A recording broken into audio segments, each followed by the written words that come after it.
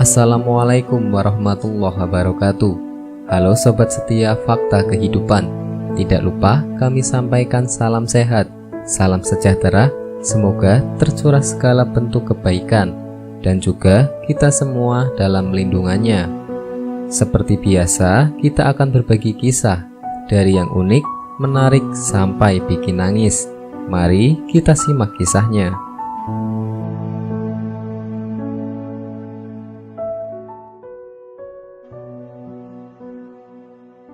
Kisah nyata. Saat istri hamil tua, suami siksa orang buta, bayinya lahir begini. Kabar Mekah.com. Di saat istri sedang hamil, seorang suami haruslah mendukung sang istri dengan mendoakan kebaikan dan beramal soleh. Ia juga harus memperhatikan perilakunya, jangan sampai berbuat zolim ataupun melakukan kemaksiatan. Sudah banyak yang membuktikan bahwa ketika istri sedang hamil dan suaminya melakukan berbagai amal soleh, maka anaknya pun akan terlahir dengan sempurna dan memiliki akhlak yang soleh pula. Seorang suami yang gemar membaca Al-Quran saat istrinya mengandung, istrinya akan melahirkan anak yang gemar dan bahkan pintar menghafal Al-Quran. Lalu bagaimana dengan seorang suami yang melakukan sebuah keburukan saat istrinya tengah hamil? Kisah ini mungkin bisa menjadi renungan untuk kita agar tidak berbuat sesuatu yang justru merugikan diri sendiri dan keluarga. Saat itu, di malam hari, Abu Salim sedang bersama teman-temannya, sedang begadang dan mengobrol entah apa yang menjadi topiknya. Diselangi dengan berbagai candaan yang membuat malam itu semakin ramai. Dan seperti biasa, dialah yang mendominasi forum tak karuan tersebut. Di saat mereka sedang bercanda, muncullah seorang buta yang melewati mereka. Kehadiran orang tersebut memunculkan sebuah ide dari Abu Salim untuk mengerjai orang buta tersebut. Dengan sengaja, ia menjulurkan kakinya tepat di depan si orang buta. Dan bruak, jatuhlah orang buta itu tersungkur. Sontak semua teman-teman Abu Salim menertawakan orang tersebut. Rasa kaget dan sakit bercampur baur dalam benak orang itu. Ia dengan susah payah berusaha bangkit di tengah gelak tawa mereka yang masih menertawainya.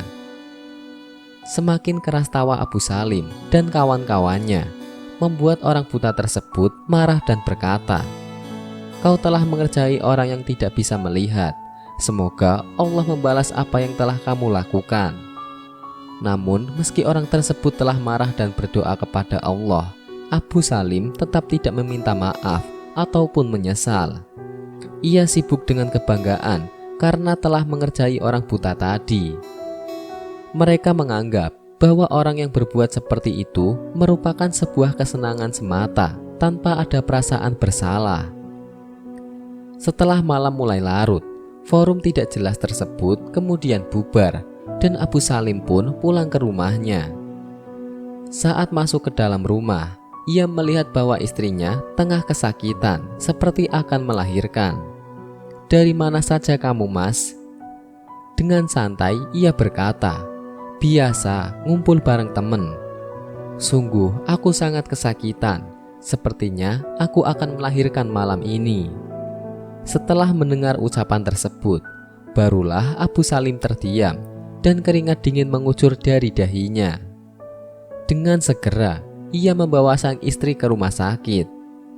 Sudah hampir beberapa jam berlalu, namun ia tidak mendengar tangisan bayi di kamar persalinan rumah sakit tersebut.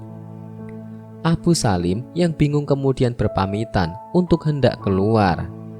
Ia lalu memberikan nomor teleponnya jika pihak rumah sakit membutuhkannya. Baru beberapa saat di rumah, telepon milik Abu Salim berbunyi. Pihak rumah sakit mengabarkan bahwa istrinya telah melahirkan. Dengan perasaan gembira bercampur kaget, Abu Salim pun langsung menuju rumah sakit tempat istrinya melahirkan. Saat di depan ruang persalinan, Abu Salim bertanya kepada suster yang memang kebetulan lewat. "Di manakah anak dan istri saya, suster?"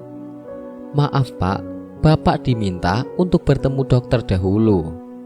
Abu Salim tetap ingin bertemu dengan anak istrinya. Namun suster tetap mengharuskan Abu Salim menemui dokter dahulu.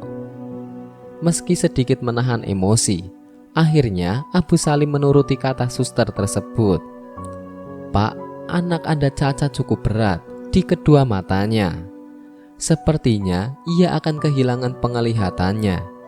Ucapan dokter itu seakan petir di siang bolong yang membuat Abu Salim terhenyak.